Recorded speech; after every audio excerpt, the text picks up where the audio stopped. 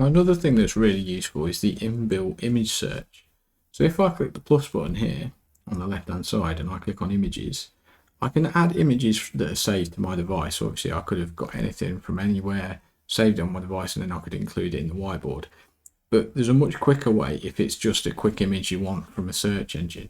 So it's got Bing inbuilt into it. Because it's a Microsoft product, it's Bing and not Google. But if I click on it, it's a search engine and it's obviously focused just on images for this. It's got lots of categories and stuff you can look through. I've never used them. I always just go straight for the search bar. And as a computing teacher, for example, I might want to search for, I don't know, the inside of a computer. And then when I click it, I've got a Creative Commons only if I want to make sure, it's only images I'm allowed to use, or I can untick that if it's not anything I'm going to be sharing or anything. I can then pick one I want to click on. I'll just go with the first one for now. It will add it straight in really, really quickly. I can expand it, I can zoom in, and it might be that in my lesson I'm explaining what the different parts of the computer are.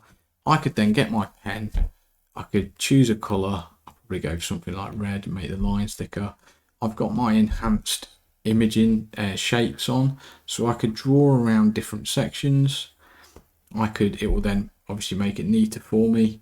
I could then label them up, etc. I could draw my arrows, go into them, and I could write notes on the side. It's not the best example with a green background, but you're getting the idea. But what you should make note of is how easy that was for me to do and how quick it was. And I'm sure that's going to be really useful to lots of teachers, especially those in certain subjects.